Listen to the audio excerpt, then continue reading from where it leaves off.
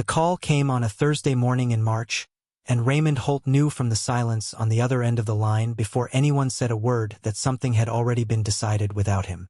If you're enjoying this story so far, don't forget to hit the like button and subscribe. Drop a comment telling me where in the world you're watching from. I love hearing from you. His sister Pamela spoke first. She had always been the one who spoke first, ever since they were children in the house on Delaney Street. Ever since their father Leonard had sat at the head of the dinner table, and Pamela had learned early that the first voice in a room tends to be the one that shapes everything that follows. Raymond had learned different things from that table. He had learned to listen. He had learned to watch. He had learned that the people who say the least are often the ones who have understood the most, and that understanding quietly is not the same thing as agreeing silently, though the two are easy to confuse if you are not paying close attention. "We had a meeting," Pamela said. "The family. Last Sunday. I know you weren't there, but the decision was made." Raymond was standing in the kitchen of his apartment on the 3rd floor of a building on Callister Avenue, a cup of coffee going cold in his hand, the window behind him letting in the kind of gray March light that never quite commits to being morning. He was 53 years old. He had worked for the County Roads Department for 22 years, starting as a laborer and moving slowly and without drama into a supervisory role that paid modestly and required the particular kind of steady patience that Raymond had always possessed in greater quantities than most of the people around him. He was not a man who had accumulated much. He drove a truck that was 11 years old and still ran clean. He lived alone in the Callister Avenue apartment after his wife Carol had passed 4 years earlier from a cancer that had moved faster than anyone had prepared for, and the loss had rearranged him in ways that were still settling. He kept the apartment clean. He sent money home when his mother needed it. He called every Sunday. He had not been at the meeting. "What decision?" he asked. Pamela exhaled. It was a specific kind of exhale, the kind that is designed to communicate reluctance while actually communicating preparation. "Dad's estate. The will. There are some changes being proposed, and the family is in agreement that certain things need to be restructured before he passes." Raymond put the coffee cup down on the counter. "He's still alive, Pamela. He's 81 years old, and he had another episode last month. The doctors are saying it's a matter of months, not years. We have to be practical." "Practical," Raymond said. "Yes. And part of being practical is making sure the estate is distributed in a way that reflects who has actually been present, who has been involved, who has made sacrifices." Raymond was quiet for a moment. Outside the window, a city bus groaned past on Callister Avenue, its brakes giving the particular sound of something that has been pushed past its comfortable limit for a long time. "What are you saying?" he asked, though some part of him already knew. "The family voted," Pamela said. "Raymond, we've all agreed that your share of the estate should be redirected. Dad's assets, the house on Delaney Street, the savings, the investment accounts, all of it is going to be redistributed among the rest of us. You'll be removed from the will entirely." The kitchen was very still. The coffee cup sat on the counter. The gray morning light came through the window and did nothing helpful. "The lawyer is drawing up the amended documents this week," Pamela continued. "Dad has agreed to sign. I wanted to call you personally so you heard it from family and not from a stranger." Raymond said nothing for a long moment. Then he said, "Is Dad there? Can I speak to him?" A pause. "He's resting. He's always resting when I call." Another pause, longer this time. "Raymond, this isn't personal. It's about the estate and what makes sense for the people who have been here." Raymond picked up his coffee cup. He took a sip of something that had gone entirely cold. Then he said very quietly, "I'll be in touch," and ended the call. He stood in the kitchen for a while after that, looking at nothing in particular. Then he rinsed the cup, set it in the drying rack, picked up his keys and drove to work. Leonard Holt had been a difficult man to love and an impossible man to ignore. He stood 6 feet tall well into his 70s, with the kind of bearing that comes from decades of physical work and a particular refusal to make himself small for anyone.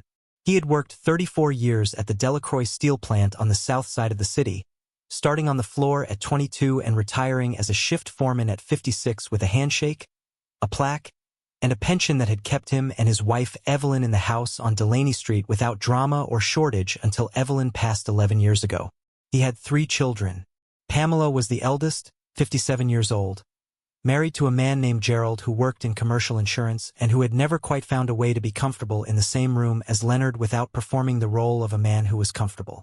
Pamela had her father's voice, the carrying quality of it, and had learned to deploy it with the same authority Leonard used, though where Leonard used it plainly and without strategy, Pamela used it with a precision that had always made Raymond think of a well-aimed tool. The middle child was Dennis, 55, who lived 20 minutes from the house on Delaney Street and had spent most of his adult life in a state of mild, chronic financial strain that he managed by being perpetually optimistic about the next thing. Dennis had started 4 businesses, none of which had made it past the 3rd year. He drove a car that was nicer than he could afford and talked about investments with the particular enthusiasm of someone who had not yet made a successful one. He was not a bad man. He was a man who had looked at the world and decided that proximity to the idea of success was almost as good as success itself, and had organized his life accordingly. Raymond was the youngest. He was the one who had left home at 18 to take a construction job in the next county, and had come back at 22 with calluses on his hands, and a way of moving through rooms that suggested he had learned to rely on himself completely and found the experience acceptable. He had met Carol at 26 at a church picnic that he had attended only because his friend Marcus had needed a ride and had not wanted to go alone. Carol had been standing at a table pouring lemonade with the calm, organized efficiency of someone who had simply decided the job needed doing and had done it. And Raymond had thought standing there watching her that he had never seen anyone so quietly sure of themselves in his entire life. They had been married for 21 years before the cancer arrived.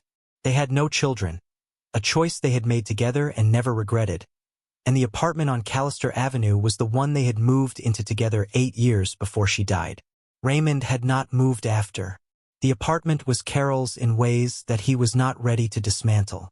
Her books were still on the shelf in the sitting room. Her handwriting was still on the back of an envelope he kept in the kitchen drawer. He was not holding on out of grief exactly. It was more that the apartment still felt like a place where someone had been completely herself, and he did not want to leave that until he was ready, and he was not yet ready. He had called his father every Sunday for 11 years without exception. He had driven to the house on Delaney Street 6 times a year, more when Leonard was unwell, sitting with him through the early stages of the heart condition that had begun when Leonard was 74, through the 2 hospitalizations, through the slow, grinding process of an old man's body announcing its intentions. He had taken Leonard to appointments when Pamela and Dennis were unavailable, which was more often than either of them acknowledged. He had sat in the waiting rooms of 3 different specialist offices reading whatever magazine was nearest while his father talked to doctors about things that Leonard Holt would rather not have been talking to doctors about, and he had driven him home and made dinner and stayed until his father's color had returned to something reasonable.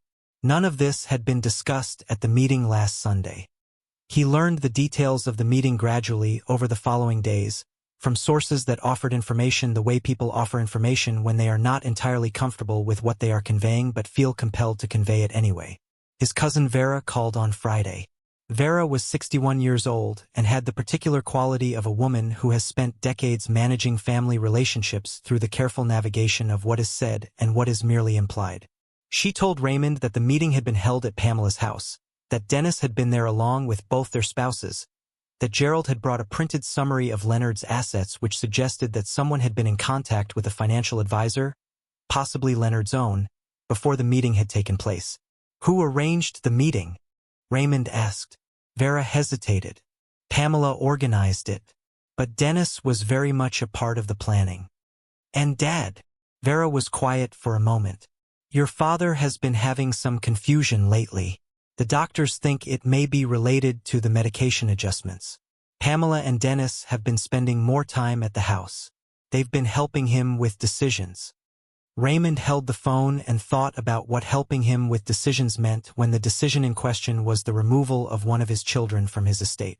Did he ask for this? Raymond said. Did Dad ask to have me removed? Another pause. Longer this time. Raymond, Vera said carefully. I think your father is being managed more than he is being consulted. That's my honest opinion, and I'm telling you because I think you deserve to know it. He thanked her and ended the call and sat in the chair by the window in the sitting room with Carol's books on the shelf beside him and thought for a long time about his father's handwriting, which had been strong and clear well into his 70s. The particular forward-leaning script of a man who had always known exactly where he was going, and about what that same handwriting might look like now, signing a document that someone else had arranged for him to sign. The lawyer's name was Harold Fitzsimmons. Raymond found this out through Vera, who had heard it from Dennis's wife Patricia, who had mentioned it without understanding why it might matter. Harold Fitzsimmons had handled Leonard's legal affairs for over 20 years. He was 64 years old and operated out of a small office on Merchant Street in the older part of the commercial district, the kind of practice that had not changed its letterhead in 15 years and whose filing system was the particular organized chaos that only makes sense to the person who built it. Raymond made an appointment. He drove to Merchant Street on a Tuesday afternoon. He wore the same jacket he wore to his supervisor meetings at work, the dark charcoal one that Carol had helped him pick out at a department store sale 7 years ago, and he brought with him nothing except the small leather notebook he carried everywhere and a clarity of purpose that he had spent the weekend building carefully, the way you build something you intend to last. The receptionist, a woman named Barbara who appeared to have been part of the office furniture since before Raymond was born, looked up when he came in and recognized him immediately, which told him that his name had likely come up in the office recently in a context that was not purely administrative. Harold Fitzsimmons was a compact, careful man with silver-rimmed glasses and the specific stillness of a person who has spent 40 years listening to the most consequential conversations in people's lives and has learned that the listening itself is frequently the most important thing he can offer. He stood when Raymond came in. He shook his hand. He gestured to the chair across the desk without any preamble.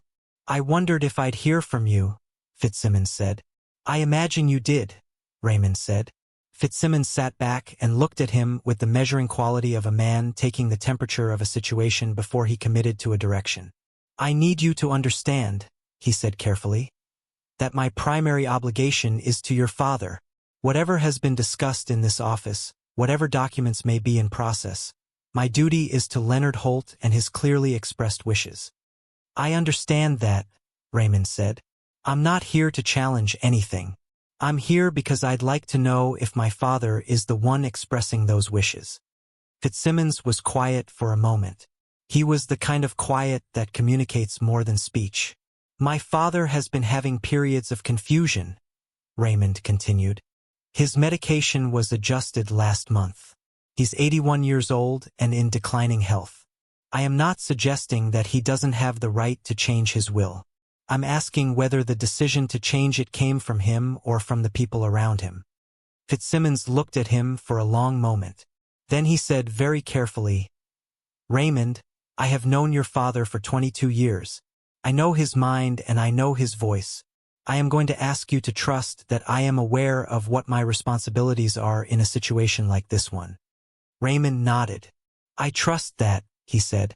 "I'm asking whether you've had the opportunity to speak with him alone, without Pamela or Dennis or their spouses in the room."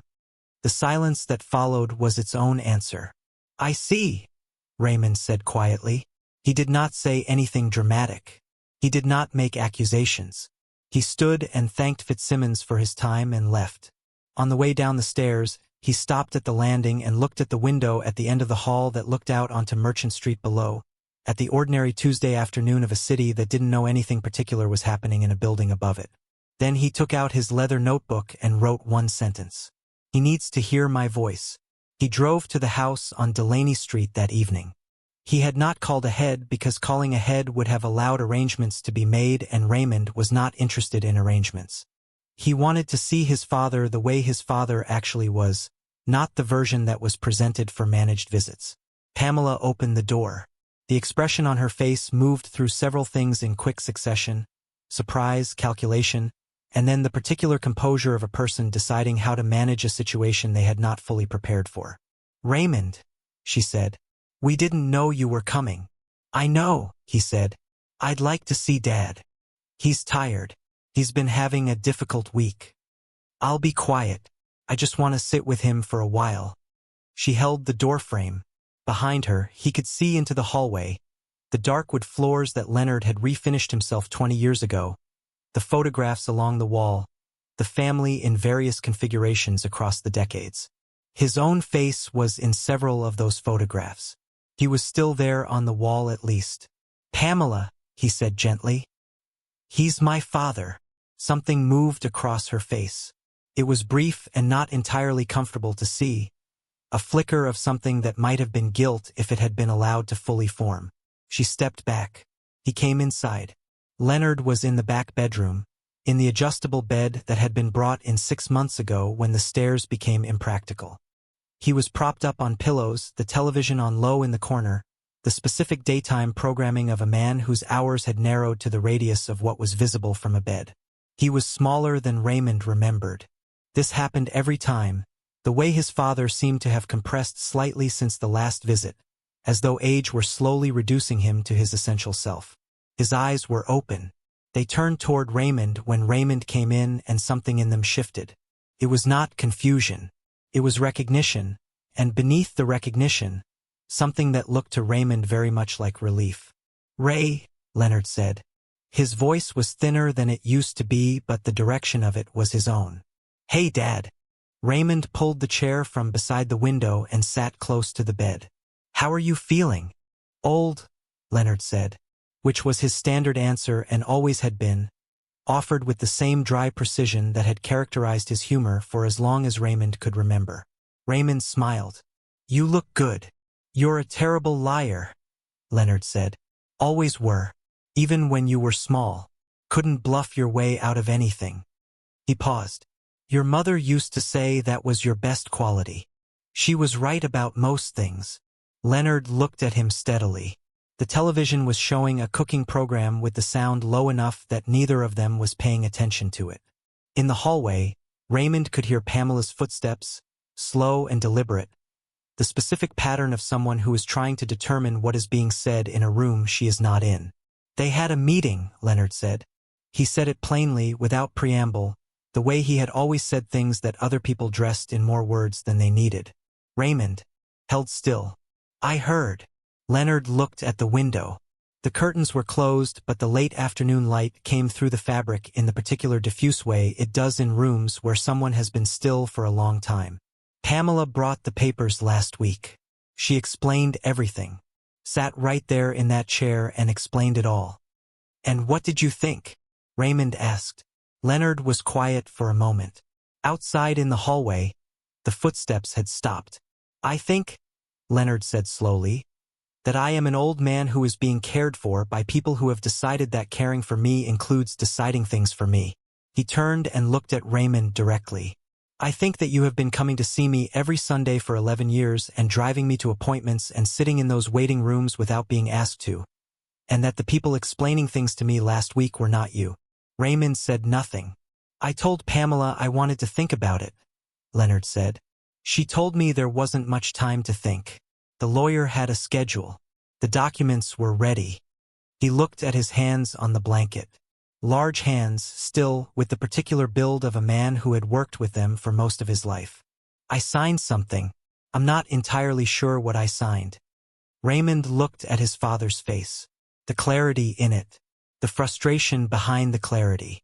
He thought about what Vera had said about confusion, about medication adjustments, and he thought about the difference between an old man whose mind moved more slowly than it used to and an old man who was being moved more quickly than he wanted to go. "Dad," Raymond said quietly, "do you know what you want? Not what Pamela wants. Not what Dennis thinks is practical. What do you want?" Leonard looked at him for a long time. The cooking program murmured in the corner. The evening light came through the curtains. "I want," Leonard said carefully, "to feel like the decisions about my life belong to me." Raymond nodded once. He reached out and put his hand over his father's on the blanket. Leonard looked down at it. Then he looked up at Raymond with the expression of a man who has been waiting without knowing exactly what he was waiting for and has finally understood what it was. "There's something I need to tell you," Leonard said. "About Harold." Raymond waited. "I called him," Leonard said, 2 days ago. Pamela doesn't know. I asked Barbara to put me through directly." He paused. "I told him I wasn't sure I understood what I had signed. I told him I wasn't sure it reflected what I actually wanted." He was quiet for a moment. "He told me there was a process, that if I had concerns, There were proper channels. Raymond looked at his father. "And what did you tell him?" Leonard's jaw set in the particular way it had always set when he had made up his mind about something and was not interested in being argued out of it. It was the same expression Raymond had watched shape decisions across 60 years of watching this man.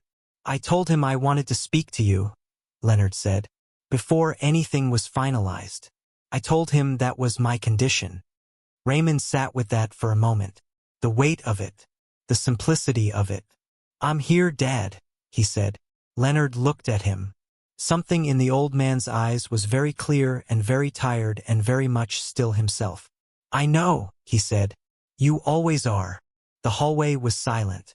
Raymond stayed until the light had gone out of the curtains and Leonard had fallen asleep in the chair the way old men fall asleep, gradually and completely, the face smoothing into the particular piece of someone who has nothing left to perform for. Raymond turned off the television, stood the empty glass on the nightstand, and pulled the blanket up slightly at the edge. Then he stood at the foot of the bed and looked at his father for a moment, the rise and fall of the chest, the large still hands on the blanket. He walked out to the hallway. Pamela was in the kitchen with the lights on and the particular posture of a woman who has been waiting for a conversation she intends to control. "You should have called," she said. "Dad was glad I came," Raymond replied. Pamela turned from the counter. She was holding a dish towel in a way that communicated she had been folding it for some time. "Raymond, I know this is hard to hear, but the family made a decision together and it was not made lightly." "The family," Raymond said. He kept his voice level. "Dad told me he called Harold Fitzsimmons 2 days ago." Pamela's hands tightened on the dish towel. A small movement. Involuntary. "He told me he wasn't sure what he signed," Raymond continued. "He told me he had conditions before anything was finalized. I think you should know that." Pamela set the dish towel on the counter. Her voice was careful now. Careful in a way that told Raymond she was recalibrating. "Dad gets confused. You know that. The medication?" "Dad knew exactly who I was," Raymond said. "He remembered Carol. He made a joke about my poker face. He told me things about last week that he remembered in specific detail." He looked at his sister steadily. "He is not confused about what he wants, Pamela. He is being moved faster than he can think." The kitchen was very quiet. The refrigerator hummed. The light over the sink cast its particular yellow into the room. Pamela looked at him. For just a moment, the composure she had carried into this conversation showed its seams. Not guilt exactly, but awareness. The specific awareness of someone who has been operating under a version of events that cannot quite hold its shape when looked at directly. "You haven't been here," she said, and her voice when she said it was different. Not the managing voice. Something more tired, more honest. "I have been here," Raymond said simply. "I have been here every Sunday and at every appointment and in every waiting room. I just haven't been at the meetings where decisions were made." She said, "Nothing." "I'm going to call Harold tomorrow morning," Raymond said. "I'm going to ask him to schedule a separate conversation with Dad, with just the two of them, no family in the room. And whatever Dad says in that conversation, I will respect. If he tells Harold that he genuinely wants what those documents say, I will not challenge it." Pamela looked at him. "But if he tells Harold something different," Raymond said, "then I need you to be willing to hear that, not as a defeat, not as an attack, as our father telling us what he actually wants." He picked up his jacket from the chair by the door. He looked at his sister one more time. She looked smaller than she had when she opened the door. Not diminished, just actual. The real size of a person once the management of a situation has been set aside. "Good night, Pamela," he said. He drove home through the March streets, the city settling into its evening around him. He parked on Callister Avenue and climbed the stairs to the 3rd floor and let himself into the apartment. He turned on the light in the kitchen and filled the kettle and stood at the counter while it heated. He looked at Carol's handwriting on the back of the envelope in the kitchen drawer. He didn't take it out. He just looked at where it was. He made tea. He sat at the kitchen table with the notebook open in front of him. He wrote 3 words. Wait, watch, listen. Then he crossed out listen and wrote understand. He sat with that for a long time, the tea going warm and then cool beside him, the March night settling against the windows, the ordinary sounds of the building around him, someone's television 2 floors down, the elevator engaging and releasing, the particular companionable silence of a building full of people living their separate lives in close proximity. He was not angry. He had moved through a version of anger on the drive home from Delaney Street, and what was on the other side of it was something more useful. A kind of focus. The specific clarity that arrives when you have stopped reacting to a situation and started understanding it. His father was 81 years old and had spent those years being the kind of man who decided things himself and lived by those decisions without apology or revision. He had worked 34 years in conditions that had not asked for his opinion and had come home from those years without bitterness, which Raymond had always thought was one of the more remarkable things about him. He had raised 3 children differently and loved them each with the same blunt, undemonstrative certainty that Leonard Holt brought to everything, the kind of love that does not explain itself because it is too busy being present to stop and describe itself. He was not a man who would choose to diminish his youngest child without a reason he genuinely believed in. Whatever had been presented to him at that adjustable bed with the curtains closed and the documents ready and the family arranged around him, it had not been the full picture. Raymond knew his father's clarity too well to believe otherwise. What Raymond did not yet know, and what would become clear in the days that followed, was that the full picture was considerably more complicated than even the meeting on Delaney Street had suggested. That Harold Fitzsimmons had not been entirely passive in the arrangements. That the amended documents were not the only documents relevant to the estate. And that Leonard Holt, in the careful, deliberate way of a man who had spent 60 years understanding that people around you will sometimes move faster than your intentions if you let them, had made a provision that no one else in the family was aware of. Not Pamela. Not Dennis. Not Gerald with his printed financial summaries or Sandra with her real estate instincts or any of the spouses who had attended the meeting with the comfortable authority of people who had confused proximity to a situation with understanding of it. Only Harold Fitzsimmons knew. And Harold, Raymond would learn, had been waiting for exactly the phone call Leonard had described. Had been waiting for it with the specific patience of a man who understood that the most important documents are sometimes the ones that stay in the file the longest before they need to come out. Raymond closed the notebook. He rinsed his cup. He turned off the kitchen light and walked to the sitting room and stood for a moment at the window looking out at Callister Avenue below, the streetlights making their patient pools of orange in the March dark. A car moving past with its windows up and its radio off. A woman walking a dog on the far sidewalk with the particular composure of someone whose evening routine has become reliable enough to be a kind of comfort. He thought about his father's hands on the blanket. He thought about the word relief that he had seen in Leonard's eyes when Raymond walked into that room. He thought about the word condition. Then he went to bed and slept more soundly than he had in the week since Pamela's phone call, which was its own kind of answer to a question he had not quite known he was asking. Harold Fitzsimmons called Raymond the next morning at 9 o'clock, which meant that Leonard had called Harold again the previous evening, which meant that his father had been awake after Raymond left and had been thinking and had acted on his thinking, which was very much the Leonard Holt that Raymond had always known. "Your father has asked me to meet with both of you," Fitzsimmons said, "without other family members present." He was quite specific about the without. "When?" Raymond asked. He suggested Friday. He said Friday mornings are when his head is clearest. Raymond thought about his father tracking his own clearest hours, offering them deliberately, making an appointment.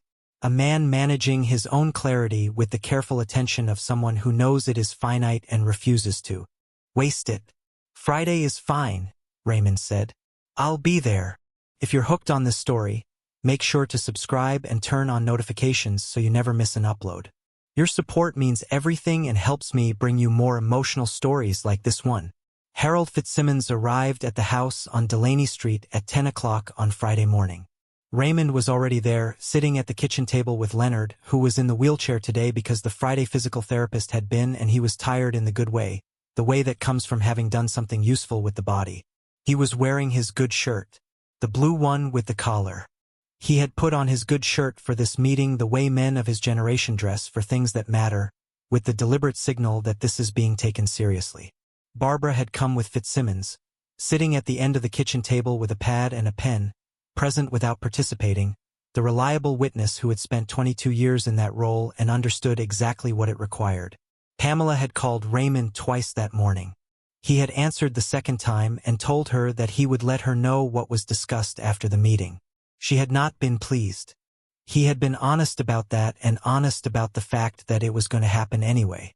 Fitzsimmons sat across from Leonard and set his briefcase on the table and opened it with the organized calm of a man who has prepared carefully and intends to proceed methodically. He looked at Leonard directly. "Leonard," he said, "I need to ask you some questions, and I need your honest answers. Not the answers that are easiest. Your honest ones." Leonard looked at him. "That's the only kind I've got left," he said.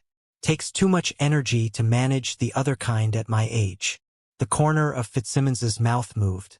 It was the closest Raymond had ever seen him come to a smile in a professional setting. "The amended documents," Fitzsimmons said. "The ones that were brought to you last week. Do you understand what they do?" Leonard was quiet for a moment. "They take Raymond out," he said. "Give his share to Pamela and Dennis." "That's correct. Did you ask for that?" Another pause. Longer. Leonard looked at his hands on the table. Then he looked up at Fitzsimmons with the particular directness of a man who has decided to stop being managed. "No," he said. "I did not ask for it. It was explained to me as the sensible thing. I was told it reflected who had been present and who had made sacrifices." He paused. "I was told it was what I would want if I could see the full picture." Fitzsimmons nodded slowly. "And do you want it?" Leonard looked at Raymond. Raymond held very still. He did not reach for anything, did not offer anything, did not try to influence the direction of his father's eyes with the pressure of his own. He had come here to listen. Whatever his father said in this room was what Raymond would take home and live with. Leonard looked at him for a long time. Then he looked back at Fitzsimmons. "No," he said. "I don't." Barbara's pen moved on the pad. A quiet, deliberate sound. Fitzsimmons reached into the briefcase and removed a folder. He set it on the table. He did not open it yet. He looked at Leonard with the same steady attention he had been giving him throughout. "Leonard," he said, "there is something I need to show you. Something that has been in your file for a long time. Something you asked me to keep until the right moment." Leonard looked at the folder. Something moved across his face. Not surprise. Something more like recognition. Raymond looked at the folder. Then he looked at Harold Fitzsimmons. And Harold Fitzsimmons looked at him with the expression of a man about to turn a page that has been waiting a very long time to be turned. "Before we continue," Fitzsimmons said, "I need everyone in this room to understand something." He looked at Leonard, then at Raymond, then at the folder between them on the table. "Some things are designed to wait," he said. "They wait because the right moment is the only moment in which they will be fully understood." He opened the folder. Raymond looked at the first page. He read the heading. He read it again.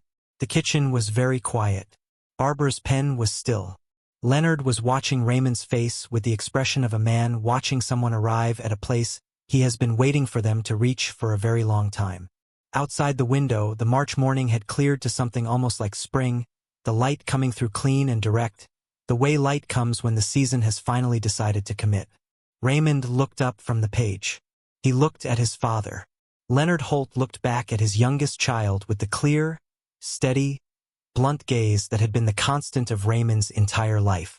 The gaze that had communicated across 60 years of a difficult and genuine love, that whatever else the world might say about you, there is one person in it who sees you without reduction, without revision, without the particular convenient blindness of people who need you to be something smaller than you are. "Read it," Leonard said simply. "All of it." Raymond turned to the second page. The document was dated 19 years ago. Raymond looked at the date twice, the way you look at something when the number does not immediately connect to the life you remember living. 19 years ago, he had been 34 years old. Carol had been alive. He had been working his 7th year with the County Roads Department and living in the apartment on Callister Avenue and calling his father every Sunday and not thinking in any particular direction about the future because the present had been full enough and good enough that the future had seemed like something that would arrive on its own schedule without requiring much coaxing. 19 years ago, Leonard Holt had sat down with Harold Fitzsimmons and written something, and then he had put it in a folder and asked Harold to keep it and not bring it out until the moment was right. The document was titled, Addendum to the Last Will and Testament of Leonard Arthur Holt. Confidential Supplemental Instruction. Raymond read it slowly. He was a careful reader by nature, the kind that does not move to the next sentence until the previous one has been fully absorbed, and he was especially careful now because the words on the page were his father's words, and his father had never in his life said anything that did not mean exactly what it said and sometimes more. The document began simply, I am writing this in the year my youngest son turned 34. He does not know I am writing it. I have not told Pamela or Dennis.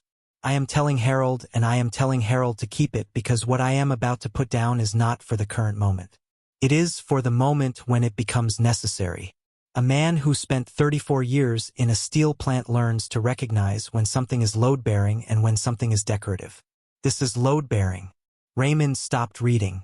He looked up at his father. Leonard was watching him with the same expression he had worn at the beginning of this. Patient, clear, entirely himself. Raymond looked back at the page. I have 3 children. I love all 3 of them, and I am not writing this to make a statement about the other 2. Pamela has her mother's voice and her mother's certainty, and those are qualities that have served her well and will continue to. Dennis has a heart that is bigger than his judgment, and I have made my peace with the gap between those 2 things because the heart part is real and the judgment part can be worked on. Both of them are going to be fine. They have people around them and they have resources and they have the particular ability to make a room pay attention to them, which is a skill that covers a great many gaps in a life. Raymond is different. Raymond has never once in his life asked me for anything. Not money, not intervention, not acknowledgement.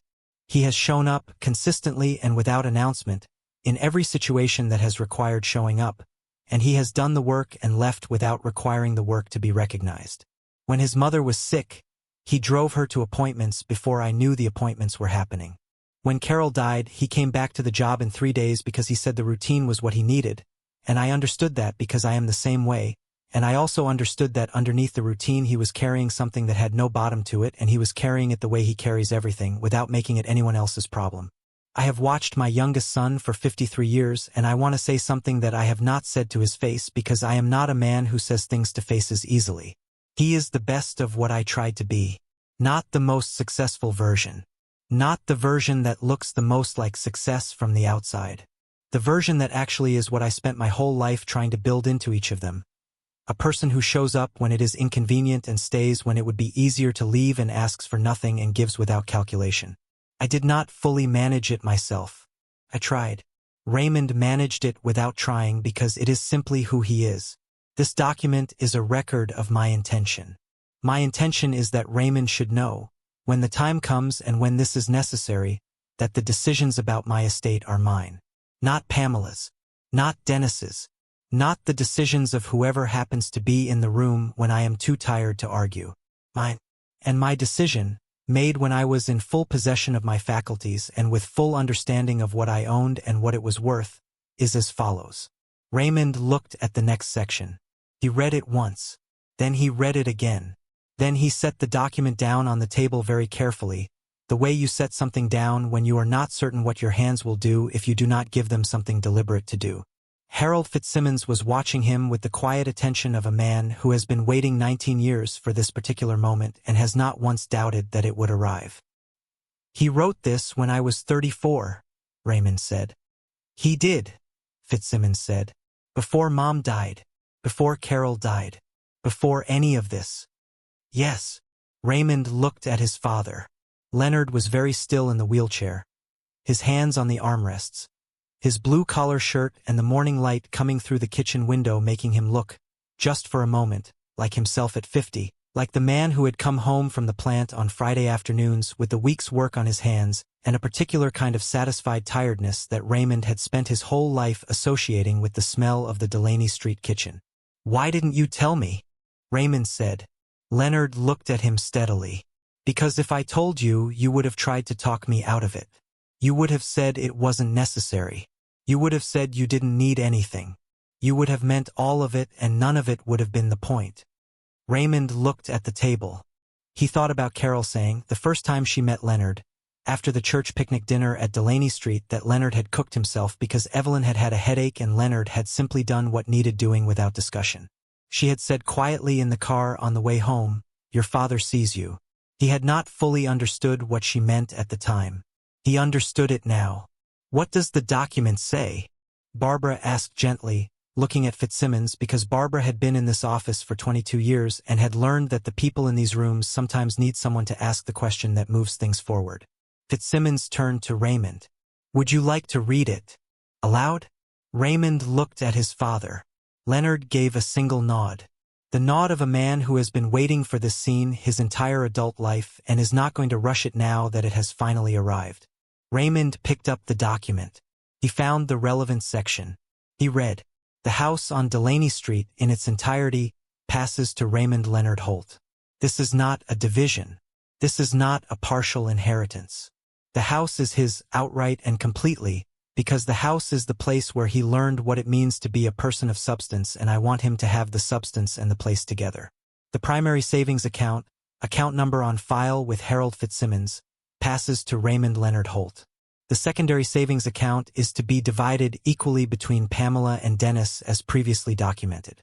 The investment accounts, the details of which Harold has on file, pass to Raymond Leonard Holt in their entirety, with the exception of the college education fund established for Pamela's daughter, which remains intact as previously designated." Raymond stopped. He set the document down again. He looked at Fitzsimmons. "The investment accounts," he said. "Yes," Fitzsimmons said. Raymond knew, in the general way that adult children know the rough outlines of their parents' financial situations without knowing the specific numbers, that his father had been careful with money his entire working life. Leonard Holt had not been a man who spent on things that were not necessary. The house was paid for. The pension was solid. The savings were what they were because Leonard had treated every dollar with the particular respect of a man who had earned each one with his body and his time and was not going to be careless with the result. He did not know the specific number. He looked at Fitzsimmons now. Fitzsimmons opened a second page in the folder and set it in front of Raymond. Raymond looked at the number for a long time. He had not expected it. He was not sure later what he had expected, but it was not this. 34 years at Delacroix Steel and a pension that had been invested carefully, and a man who had not in his entire adult life bought anything frivolous had produced a number that sat on the page with the quiet authority of something that has been growing slowly and patiently for decades without calling attention to itself. The way Raymond had been growing, he thought, without calling attention to itself. He did not speak for a moment. He was aware of his father watching him and of Harold Fitzsimmons sitting with his characteristic stillness and of Barbara's pen very quiet on the pad and of the kitchen around them. The kitchen where he had eaten breakfast 1,000 times as a child and come home to after Carol's funeral and sat with his father through the first winter after Leonard's heart condition was diagnosed. "Dad," Raymond said. Leonard waited. "This is too much." "No," Leonard said. "It is exactly enough." Raymond looked at him. "I know what you are going to say," Leonard said. "You are going to say that it should be split, that the family should share equally, that you don't need all of it." His jaw set in the way it always set. "I am going to tell you something that I should have said a long time ago." Raymond was very still. "Showing up is not nothing," Leonard said. "It is not a small thing or a background thing. It is the whole thing. And the people who show up without being asked and stay without being thanked and do the work without keeping a record of the work deserve to know that someone noticed." He stopped. His voice had thinned slightly at the edges, the way it did when he had been talking longer than his breath comfortably allowed. But his eyes were clear. "I noticed," he said. "I have always noticed. I just did not say it soon enough." The kitchen was absolutely quiet. Raymond put his hand over his father's on the armrest of the wheelchair. They stayed like that for a moment. The March morning going on outside the window. The light doing what light does when it finally decides to be generous. It was Harold Fitzsimmons who eventually spoke, with the measured care of a man whose job it is to translate the most human moments into language that will hold up. "There is one more thing," he said. Raymond looked at him. Fitzsimmons reached into the briefcase a final time and removed a single sealed envelope. It was old, the paper slightly yellowed at the corners, the seal unbroken. Raymond's name was written on the front in Leonard's handwriting. The forward-leaning script, strong and clear and absolutely itself. "He asked me to give you this when the document was read," Fitzsimmons said. "He wrote it the same day. He said you would know when to open it." Raymond took the envelope. He looked at it for a moment. Then he looked at his father. Leonard's eyes were wet. It was the first time in Raymond's 53 years that he had seen that. Leonard Holt, who had stood dry-eyed at his wife's graveside and at his best friend Tommy's funeral and at every hard thing the world had sent him, had 2 lines of water along his lower eyelids that he was not trying to hide. "Open it when you need it," Leonard said. "Not before." Raymond put the envelope in the inside pocket of his jacket, close against his chest. He kept his hand there for a moment. Then he nodded. Once. The way his father had always nodded when something was settled. "All right," he said. Fitzsimmons began the process of documenting what had been confirmed. Leonard signed where he needed to sign, deliberately and with the full presence of a man who understood exactly what his hand was doing. Barbara witnessed. The amended documents from the previous week, the ones Pamela had arranged, were formally superseded. The original supplemental instruction, the one that had been sitting in Harold Fitzsimmons's filing system for 19 years, was now the governing document. Raymond drove home from Delaney Street that afternoon with the envelope in his pocket and the number from the investment account page sitting in his mind with the unfamiliar weight of something he had not asked for and had not expected and was going to need time to understand. He did not call Pamela that evening. He had told her he would let her know what was discussed, and he had meant it, but he also understood that the information he now had was not something to deliver in a phone call made the same evening. It needed to be given in person, in the presence of all the people who had attended the meeting that Raymond had not been invited to, and it needed to be given clearly and without drama, because that was the only way his father's wishes would be fully understood rather than argued around. He called Vera instead. He told her what had happened in broad terms and asked her if she could be at the house on Delaney Street the following Thursday. Vera, who had been carrying the unease of the past week with the particular weight of a woman who knows more than she is supposed to and has been waiting for someone else to do something about it, said yes without asking why. He spent the days between the Friday meeting and the Thursday gathering quietly. He went to work. He called his father twice, brief calls, practical ones, the way they had always called each other, asking about the appointments and the medications and the specific small logistics of a day. Leonard sounded better. Not stronger exactly, but lighter, the way a person sounds when something they have been carrying for a long time has been set down. On Tuesday evening, Raymond sat at the kitchen table with the envelope in front of him and his hands flat on either side of it and thought about whether now was the moment. He decided it was not. He put it back in the drawer beside Carol's handwriting and made tea and went to bed. On Wednesday morning, he called Dennis. This was not something he had planned to do. He had been lying in bed in the early morning with the specific gray pre-dawn quality of the apartment around him, thinking about Dennis and the 4 businesses that had not made it past the 3rd year and the car that was nicer than he could afford, and thinking about what he actually knew about his brother, which was that Dennis was afraid. Not of failure specifically, but of the particular kind of invisibility that comes from being seen as the person who is always almost there, always on the verge of the thing that is going to change everything, always one step away from the version of himself that justifies the story he has been telling. Raymond understood fear. He had his own version of it. His fear was quieter than Dennis's and tended to live in the place where things that have been lost used to be, but he understood the shape of it. He called Dennis at 7:30. Dennis answered on the second ring, which meant he had been awake, which meant he had probably also been thinking. "Ray," he said. His voice carried the particular quality of a man who is trying to determine what kind of call this is going to be. "I wanted to talk to you before Thursday," Raymond said. "Before the family meeting." A pause. "What family meeting?" "I've asked everyone to come to Delaney Street on Thursday. There are some things about Dad's estate that need to be discussed together." Another pause. Longer. The sound of Dennis recalibrating. "What things?" "Thursday," Raymond said. "I'm not doing this over the phone. I just wanted you to know it's coming and to ask you to come with an open mind." Dennis was quiet for a moment. Then he said, quietly and without the performance of ease that Raymond associated with most of Dennis's phone calls, "Are we going to be okay, Ray?" Raymond thought about the question. He thought about the number on the page in Fitzsimmons's folder. He thought about what his father had written 19 years ago and kept for the right moment. He thought about what kind of man he wanted to be in this situation, and the answer to that question was the same as it always was, the answer his father had apparently been recording for 19 years. "I don't know yet," Raymond said honestly, "but I think we could be, if we're honest with each other." Dennis was quiet again. Then he said, "Okay. Thursday at 2 o'clock, Raymond said. "Don't be late." He ended the call and sat with his coffee and thought about honesty and about how rarely it is the thing that breaks families apart and how often it is the only thing that keeps them together.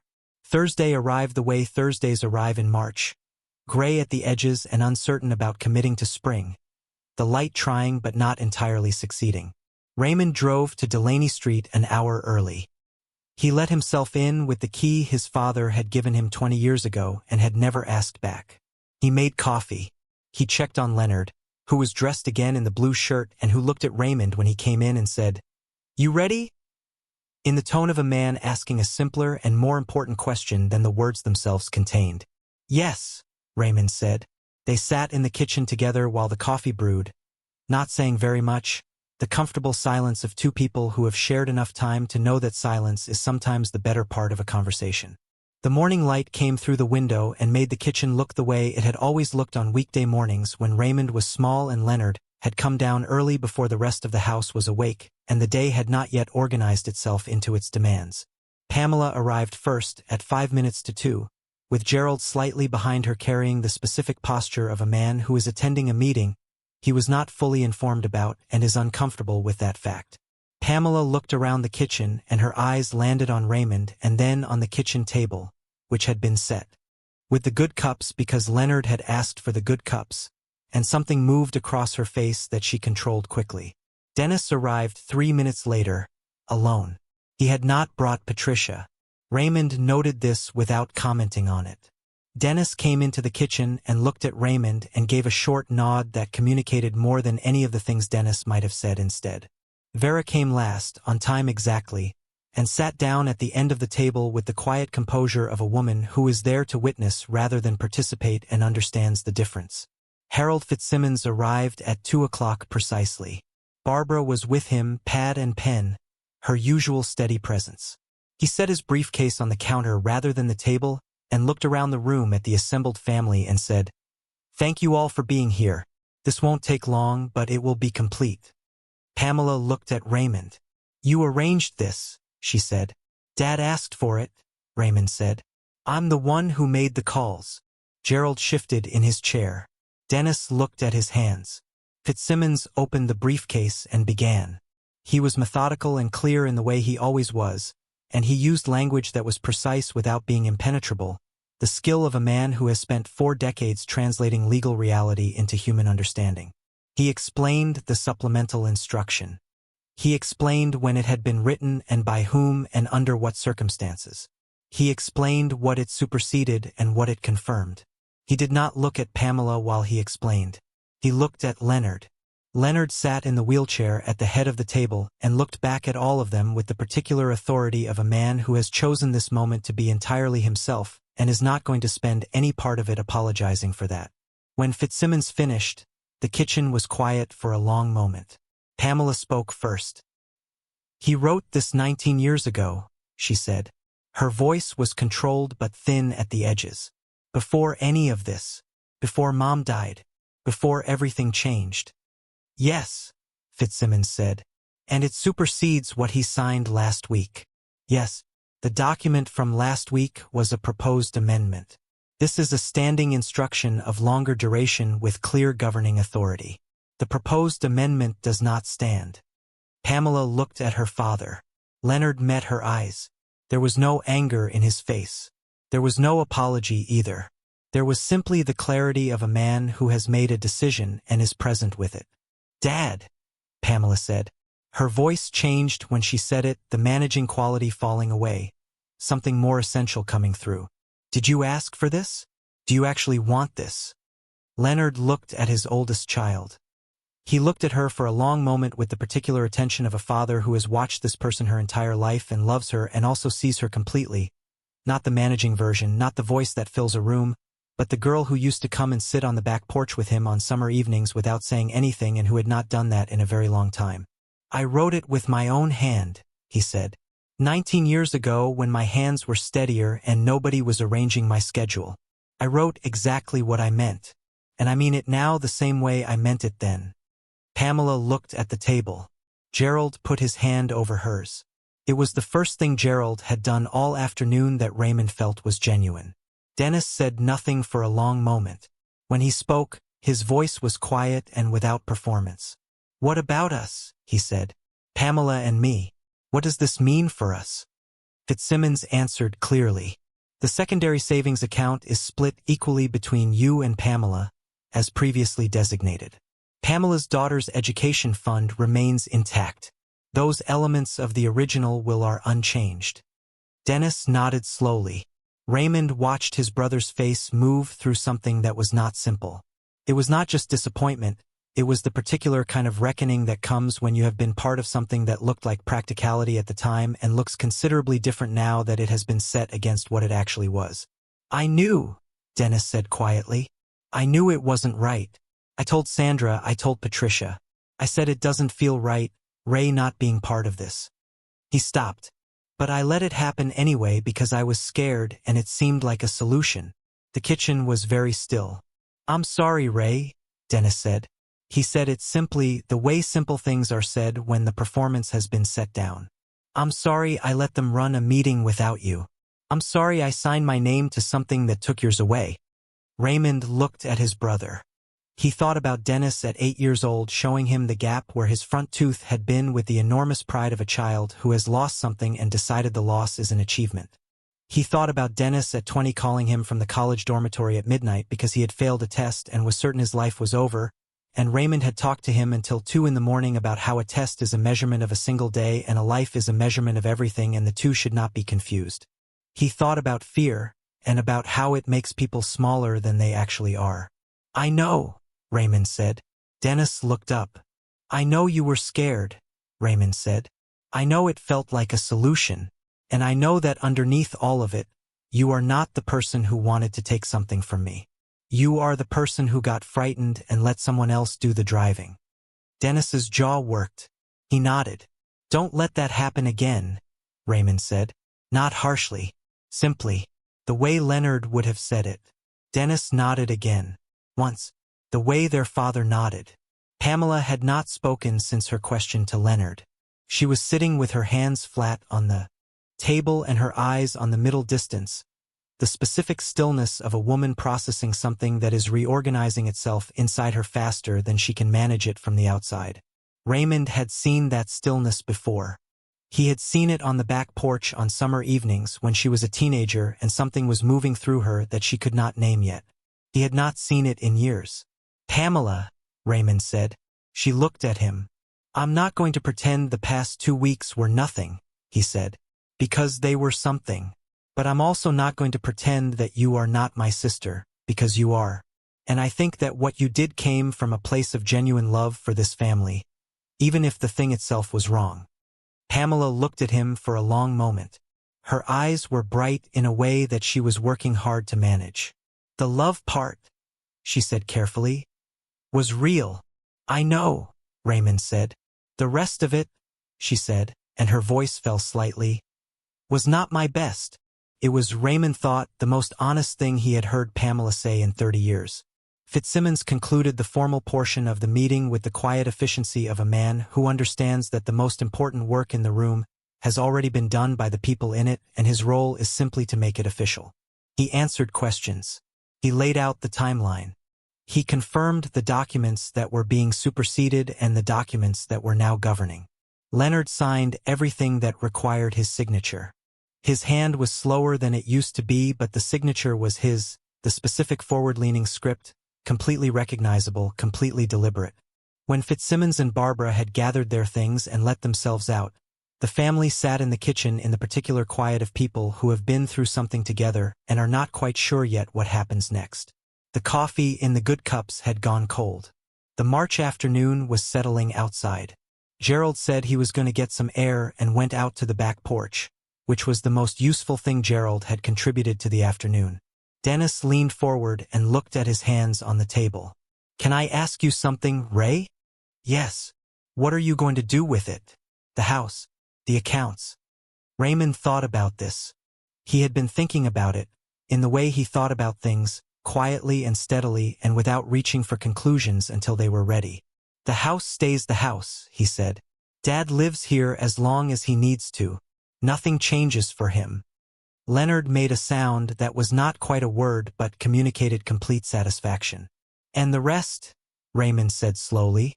"I'm going to think about carefully. I'm not going to do anything fast." He looked at Dennis. "And I want to talk to you about your situation. Not now, when things have settled. But I want to have that conversation honestly, without anyone arranging anything. Just the two of us and what's actually true." Dennis looked at him with the expression of a man who has just been offered something he had not expected to be offered and is not entirely sure he deserves it. "Why would you do that?" Raymond thought about his father's handwriting on the envelope in his jacket pocket. He thought about what Leonard had written 19 years ago and kept for the right moment. He thought about Carol's handwriting on the envelope in the kitchen drawer and about the particular quality of people who show up without calculation and stay without keeping score. "Because you're my brother," Raymond said. "And because being right about something doesn't mean being done with the person who was wrong." Dennis looked at the table for a long moment. Then he nodded. The same nod. The family nod, Raymond thought. They had all learned it from the same man. Leonard, from the head of the table, said, "Somebody make fresh coffee. This batch is dead." Pamela stood up before anyone else could. She went to the counter and began making coffee with the particular focused efficiency of a woman who needs something to do with her hands and is glad to have found it. Gerald came back in from the porch and sat down without speaking. Vera got up and found the package of cookies that Leonard kept in the cabinet above the refrigerator and put them on the table without being asked. The kitchen filled with the smell of fresh coffee. The afternoon light shifted to the particular amber of late March when the sun begins to mean something again after the long gray of February. Leonard reached out and put his hand on the table near Raymond's arm, not quite touching, the way he had always expressed proximity without display. Raymond covered it with his own.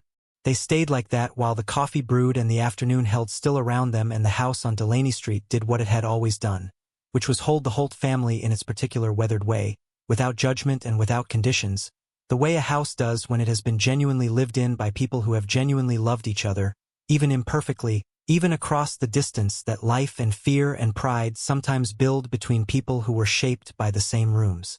Raymond drove home in the early evening with the envelope still in his jacket pocket and the apartment on Callister Avenue waiting for him at the end of the drive.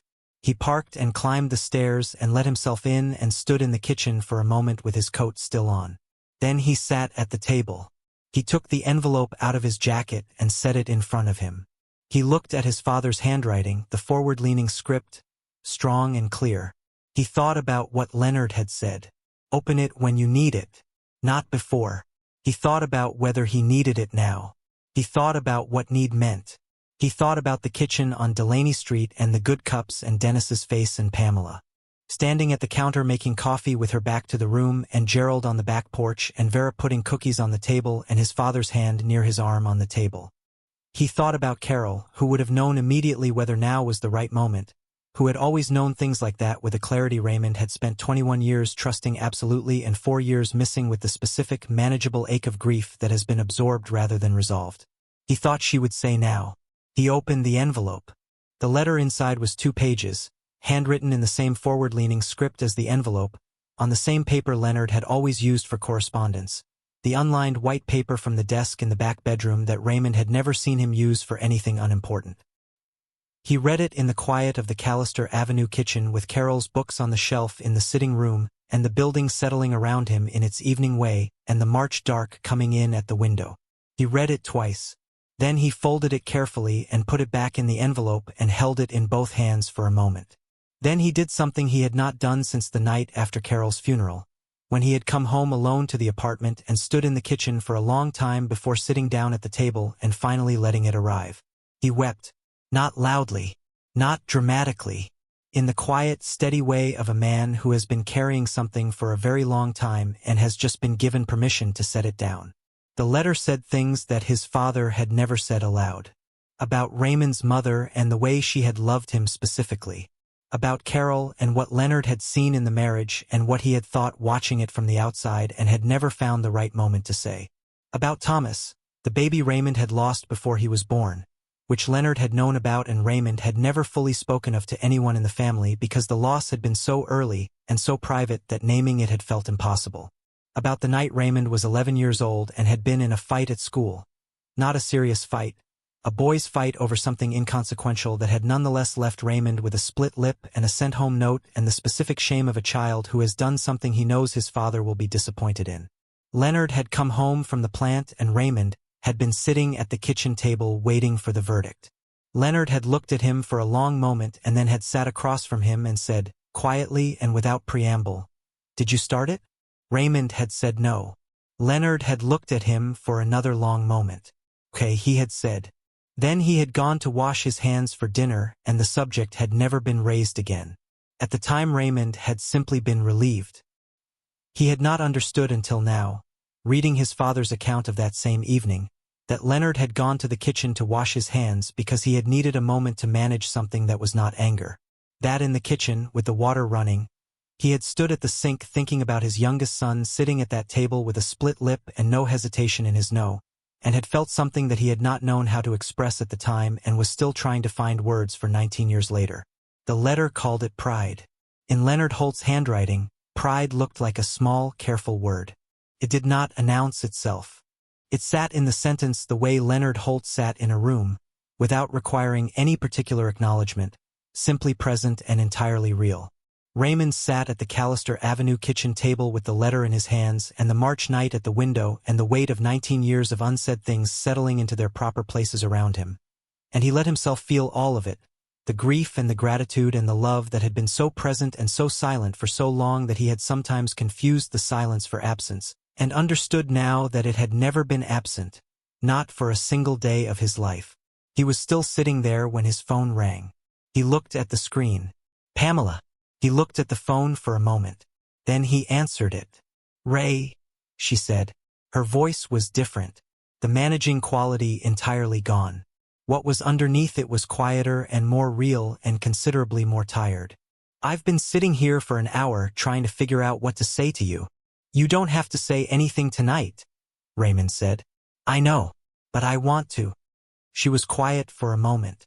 "I told myself a story," she said. "About you not being present. About you not being involved. And the story was useful to me because it made what we were doing feel justified." She stopped. "But it wasn't true. You have been there every Sunday for 11 years. I know that. I knew it the whole time." Raymond said nothing. "I think I was angry at you," Pamela said. "For not needing anything. For never asking. It made me feel like you were somehow above the rest of us and I resented it and I'm not proud of that." Her voice was very quiet now. "It's not your fault that you are the way you are, Ray. It's actually a remarkable thing that you are the way you are. I just didn't want to say that because saying it felt like losing something." Raymond looked at the letter on the table. He thought about his father's word. Showed up.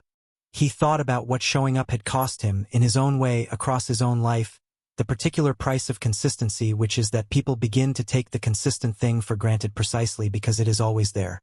"You didn't lose anything," Raymond said. "You're still my sister." Pamela was quiet. Then she said, "I'm going to do better, Ray." "I know," he said. "I mean it. I know you mean it." He picked up the letter and looked at the last line, the last thing his father had written on the page 19 years ago in the forward-leaning script. The load-bearing words. "Pamela," he said. "Yes. Dad wrote something in a letter to me. I want to read you one line of it. I think you should hear it." She said nothing. He heard her breathing on the other end of the line, steady and careful. He looked at the line. He read it aloud. "The best thing I did in my life was not the years at the plant or the house I paid for or the children I provided for. The best thing I did was choose to see each of my children clearly. I am asking each of you, at the end of mine, to do the same for each other." The line was quiet for a long moment. Then Pamela said, very softly, "That sounds like him." "It does," Raymond said. "It sounds exactly like him." Outside the window on Callister Avenue, the March night had settled into its full dark, and somewhere in the city, in the house on Delaney Street, Leonard Arthur Holt was asleep in the adjustable bed in the blue shirt he had worn for the meeting. His hands on the blanket, the television off, the curtains letting in the particular quality of a street-lit March night that Raymond knew well from 1,000 Sundays of driving away from that house through those streets toward this apartment. Raymond looked at Carol's books on the shelf. He looked at the envelope in his hands. He looked at the kitchen drawer where the handwriting was kept. He thought about showing up. He thought about what it costs and what it returns and the long, patient distance between the two. He thought about the number in Fitzsimmons's folder. He thought about the house on Delaney Street. He thought about Dennis's face when Raymond said, "I want to have that conversation honestly," and he thought about Pamela standing at the counter making coffee with her back to the room, and he thought about his father's hands on the wheelchair armrests and the 2 lines of water along the lower eyelids that Leonard had not tried to hide. He thought about the right moment, about things designed to wait, about 19 years of a sealed envelope keeping its faith. He thought, "I did not know I was building anything. I thought I was simply showing up." He picked up his phone and sent his father a text message, which was something Leonard had learned to manage with the particular deliberate concentration he brought to unfamiliar things and which always took him several minutes to read and respond to. The message said, "I read it. Thank you, Dad." He set the phone on the table and waited. 3 minutes later the reply came, in Leonard's characteristic all lowercase with no punctuation because Leonard Holt had decided at 76 that punctuation in text messages was an unnecessary complication. It was time. Raymond looked at those 3 words for a long time. Then he put the phone face down on the table and looked at the window and the dark and the ordinary lights of Callister Avenue below and breathed out slowly, the way you breathe when something that has been held for a long time has been allowed to go. Tomorrow there would be things to do. There would be calls to make and lawyers to speak to and details to manage and a family to navigate through the careful work of relearning how to see each other clearly. There would be his father's health and his father's remaining time and all the specific practical weight of an old man's final chapter and a house that needed to be cared for. But tonight, the Callister Avenue apartment was quiet and real around him, and Carol's books were on the shelf, and his father's letter was in his hands, and outside the window the city was going about its ordinary evening, indifferent and alive, and Raymond Holt sat in the middle of all of it and let himself be exactly where he was, which had always, in the end, been enough. Spring arrived the way it always does in that part of the country, not all at once but in small installments, a warmer afternoon here, a week of rain there, the oak tree in the backyard of the house on Delaney Street putting out its first pale green with the patient certainty of something that has done this before and is not in any hurry. Raymond noticed the tree on a Sunday in early April. He was standing at the kitchen window of the Delaney Street house with a cup of coffee, the same window he had stood at 1,000 times as a child, waiting for his father to come in from the yard. Leonard was in the sitting room with the radio on, the Sunday morning program he had listened to for 30 years, and the house was quiet in the particular way it is quiet when 2 people are present in different rooms and the quiet between them is comfortable rather than empty. 6 weeks had passed since the Thursday meeting. 6 weeks since Fitzsimmons had opened the folder on the kitchen table and read the words that Leonard had written 19 years ago in the forward-leaning script. 6 weeks since Raymond had sat alone in the Callister Avenue apartment and wept and then answered his sister's phone call and then looked out at the March dark and breathed out slowly. A great deal had happened in 6 weeks. And also, in the way that matters most, very little had changed. Raymond still called every Sunday. He still drove to Delaney Street 6 times a year, more when Leonard needed it. He still sat in waiting rooms with whatever magazine was nearest. He still came home to the Callister Avenue apartment and made tea and sat at the kitchen table with the notebook or the letter or simply with the quiet. What was different was harder to name but easier to feel. It was the specific quality of things when they have been seen clearly and acknowledged honestly. The weight that lifts not because the circumstances have changed but because the understanding of them finally has. Leonard appeared in the kitchen doorway. He was moving with the walker today, the one he had resisted for 2 months before finally agreeing it was useful. He looked at Raymond at the window. "You're staring at my tree," he said. "It's coming back." Raymond said. Leonard looked past him at the yard. It always does, he said. He said it the way he said things that were simple and also not simple at all. He sat at the kitchen table. Raymond brought his coffee and sat across from him. They were quiet for a moment. The radio murmured from the sitting room. Pamela called me yesterday, Leonard said. Raymond waited. She asked if she could come next Sunday. Bring the grandkids. Leonard wrapped both hands around his mug. I told her yes. Raymond nodded. She also said she has been thinking about what I wrote in that letter. The part you read to her on the phone. Leonard looked at him. She asked me if I would write something like that for her. Something she could keep. Raymond looked at his father. He thought about Pamela standing at the counter making coffee with her back to the room. He thought about her voice on the phone, the managing quality entirely gone, and what had been underneath it. What did you tell her? Raymond asked. Leonard was quiet for a moment. Then he said, I told her I didn't need to write it down. I told her to come on Sunday and I would say it to her face. He paused. I should have done more of that. Said things to faces. I was not always good at it. None of us were, Raymond said. Leonard looked at him with the direct, undecorated gaze that had been the constant of Raymond's life. You were, he said. You showed it instead of saying it. That is a different kind of good at it, but it is still good at it. Raymond looked at his coffee. I want to tell you something, Leonard said. While I can still say it clearly. He set his mug down. The money, the house, all of it. That was not the point. You understand that. I know, Dad. The point was that I needed you to know that I saw you. All those years of Sunday calls and waiting rooms and coming through the door without being asked. I saw every single one of them. He stopped. His voice was thin at the edges, but the direction of it was entirely his.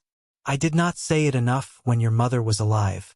I did not say it enough after. I am saying it now. Raymond looked at his father. At the large hands on the mug. At the blue shirt, not the good one today, an older one, worn soft from years of washing. The kind of shirt that belongs to a man who has been comfortable enough in himself for long enough that he does not need to dress for his own kitchen. I hear you, Dad, Raymond said. Leonard nodded. Once, the settled nod. They sat together in the kitchen while the spring morning moved through the window and the radio played its Sunday program and the oak tree in the yard continued its patient return. And it was enough. It was, Raymond thought, exactly enough. Dennis came on a Wednesday afternoon 3 weeks after that. He had called ahead this time, which Raymond noted without commenting on. He came to the Callister Avenue apartment, not to Delaney Street, which also meant something. He was alone. He sat at Raymond's kitchen table with a cup of tea he had not asked for and which Raymond had made anyway, and he looked at the apartment the way people look at the places where other people have genuinely lived, taking in the specifics of it, Carol's books, the ceramic bowl by the sink, the notebook on the counter. She would have liked this place, Dennis said. Carol. It looks like her. Raymond looked at the apartment. He had not thought of it that way before, but he recognized it as true the moment Dennis said it. It did look like her. Organized without being rigid. Warm without being decorated for the sake of decoration. Completely itself. Yes, Raymond said. It does. Dennis wrapped his hands around the mug. He had the look of a man who had been practicing something and had decided to abandon the practice and simply speak. I talked to Patricia, he said, about the situation. All of it. The real version, not the one I had been telling myself. He looked at the table. She was not surprised. She had known things were not right. She just hadn't pushed because I hadn't been ready to hear it. Raymond waited. We're in debt, Dennis said plainly. Properly in. Not the kind you manage with optimism. The kind you manage with a plan. He looked up. I've been afraid to say that out loud to anyone because saying it out loud makes it real, and if it's real then I have to deal with it instead of waiting for the next thing to change it. Raymond nodded slowly. I don't want the money, Dennis said. I want to say that clearly. I'm not here because of the estate. I'm here because you said you wanted to have an honest conversation and because Patricia told me that I needed to stop managing this alone and that you were the right person to start with. He paused. She said you were the right person because you don't make people feel small for admitting they need help. Raymond thought about Carol saying the same thing once in different words on a Sunday morning in this kitchen. He thought about how the people who know us best tend to see the same things in us and how rarely we believe them. "Tell me what it actually looks like," Raymond said. "The numbers. All of it." Dennis told him. Took 40 minutes. He did not minimize and he did not dramatize. He simply gave Raymond the real picture, the debt and the income and the gap between them and how long the gap had been present and what had been done and not done about it. It was the most honest Raymond had ever heard his brother speak about anything. When he finished, Raymond was quiet for a moment. He thought about the number in Fitzsimmons's folder. He thought about his father's hands on the wheelchair armrests. He thought about what Leonard had written 19 years ago, which was not a document about money but a document about seeing people clearly and acting on what you see. "Here is what I think," Raymond said. "I think you need a real financial advisor. Not a podcast. Not a friend who knows someone. An actual professional who will sit with you and Patricia and build a real plan." Dennis nodded. "I will help you find one," Raymond said. "And I will help with the cost of getting started. Not a handout. A loan with terms we agree on together and write down so there is no ambiguity and no resentment on either side." Dennis looked at him. "You don't have to do that." "I know," Raymond said. "I'm doing it because you're my brother and because the honest conversation you just had is worth responding to honestly." He held his brother's gaze. "But Dennis, this is the last time I do this without a plan behind it. If we go through this process and in 3 years you are back in the same position, I will not be able to help again. Not because I don't love you, because helping without change is not actually helping." Dennis looked at the table. Then he looked up and something in his face was different. The perpetual optimism, the performance of the man who is always almost there, had stepped aside. What was behind it was simpler and more solid and more real. "Agreed," he said. Raymond put his hand out. Dennis shook it. It was not a dramatic gesture. It was just two men at a kitchen table on a Wednesday afternoon making an honest agreement, which is sometimes the most important thing that can happen in a room. Leonard Arthur Holt died on a Tuesday morning in late May, 10 weeks after the kitchen table meeting, 6 weeks after Pamela brought the grandchildren on Sunday and Leonard said the things to her face that he had told Raymond he would say. He died in the adjustable bed in the blue shirt, which had become by that point simply the shirt he wore because it was comfortable and he did not see the need to change for his own bedroom. He died with the radio on low and the morning light coming through the curtains in the diffuse way it came through curtains in that room. Raymond was not there when it happened. He had been there the evening before, sitting with his father through the quiet hours of a late May evening. The window opened slightly to let in the smell of the yard. The oak tree fully green now, completely returned. Leonard had been tired in the way he had been tired for weeks. Increasingly, the body announcing its final intention with the patient clarity of a man who had always been direct. They had not talked very much that last evening. Raymond had sat in the chair and Leonard had lain in the bed and the radio had played and at one point Leonard had said, without opening his eyes, "The tree looks good this year." Raymond had looked at the window. "It does. I planted that tree the year you were born," Leonard said. "Did you know that?" Raymond had not known that. "I planted it in the backyard so it would have room," Leonard said. "Some trees you can put anywhere. That kind needs room. Needs to be able to spread without running into anything." He was quiet for a moment. "I thought about you when I planted it. I thought, this one is going to need room to be what it actually is. Don't crowd it." Raymond had sat with that for a long time in the quiet of the room. When he left that evening, Leonard had been asleep. Raymond had stood at the foot of the bed and looked at his father the way he had stood there so many times before, the rise and fall, the large hands, the face smoothed into its sleeping peace. He had turned off the lamp and pulled the door mostly closed and driven home through the May night. The call came at 7:15 the next morning. It was the home health aide, a steady woman named Gloria who had been with Leonard for 4 months, and who delivered the information with the particular gentle directness of someone who has done this before and understands that the cleanest delivery is the kindest. Raymond sat in the Callister Avenue kitchen for a while after the call. He did not call anyone immediately. He sat with his hands on the table and the morning around him and thought about his father planting a tree in the backyard the year Raymond was born, thinking about room, thinking about what the thing needed to become what it actually was. He thought. He saw me before I knew what I was. Then he picked up the phone and called Pamela. The days that followed were the ordinary extraordinary days of loss, full of logistics and the specific weight of absence in rooms where someone was recently present. Raymond managed most of the arrangements because managing things was what he did, and because in the middle of grief, usefulness is sometimes the most honest form of love. Pamela came to the house the afternoon of the first day, and they stood in the kitchen together, and she wept in a way she had not wept in Raymond's presence since they were children, and he stood beside her and did not try to manage it, just stood close enough that she knew someone was there. Dennis came and sat at the kitchen table and did not say very much but was present without performance for the first time in Raymond's memory, which was its own kind of tribute to what the past weeks had made possible between them. Vera came and brought food, which was what Vera always did and which was always exactly right.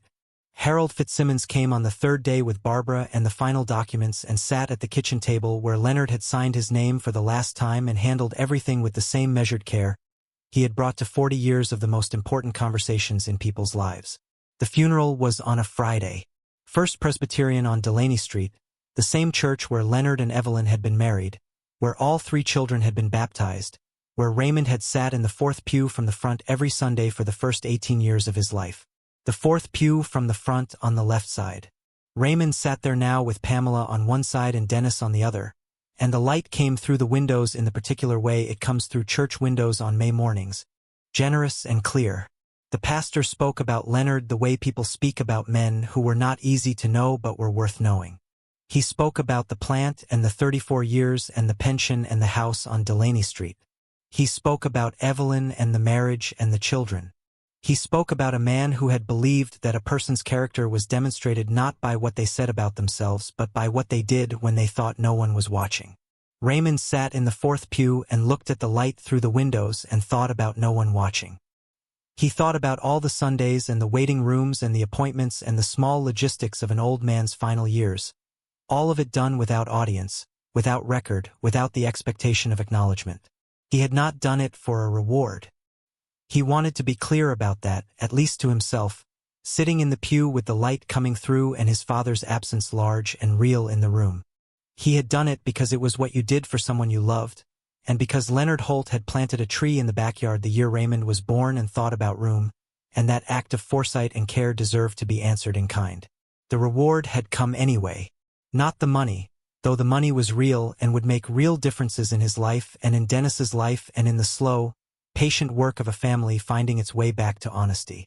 The reward was something else. It was the letter. It was the envelope with his name in the forward-leaning script. It was the 2 lines of water along his father's lower eyelids that Leonard had not tried to hide.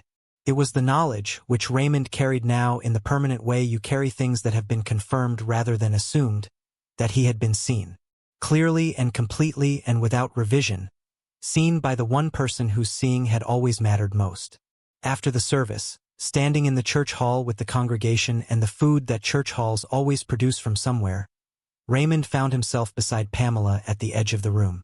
She was holding a cup of tea she hadn't drunk and looking at the people around them with the particular expression of someone who is in a room full of their own history. "He told me," she said quietly, "on that Sunday when I brought the kids.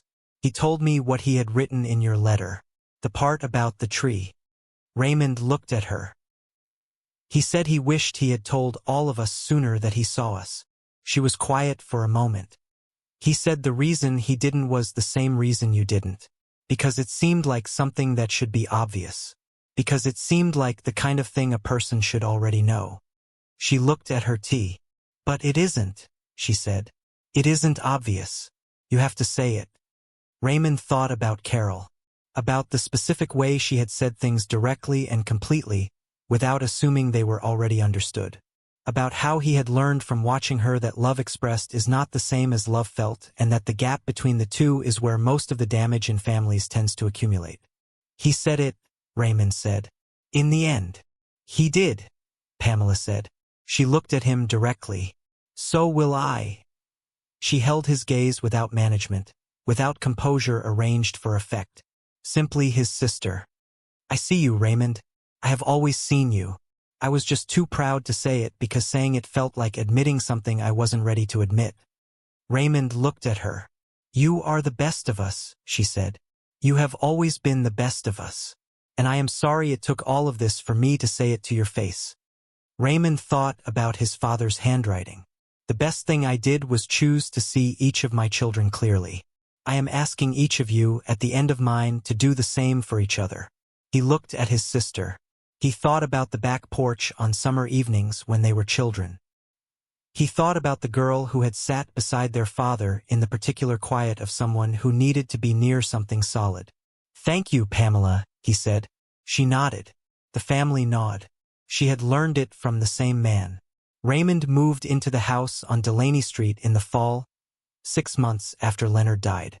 He had thought carefully about whether to sell it and had decided, in the way he decided things, quietly and without hurrying toward a conclusion that wasn't ready, that the house was not the kind of thing you sell.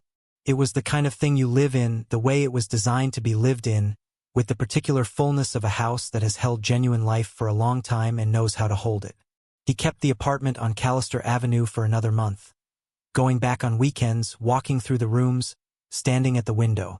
Then one Saturday morning he stood in the kitchen and looked at Carol's books on the shelf and understood that he was ready.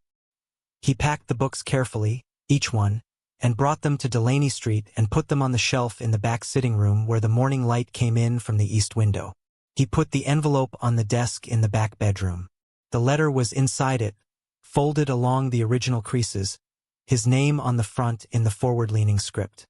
He put the envelope where he could see it from the chair he used for reading, close enough to remember and far enough to leave undisturbed.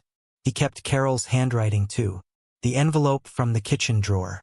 He put it in the desk beside Leonard's letter, 2 handwritings he loved, keeping each other company in the quiet of the room. The oak tree was visible from the back window.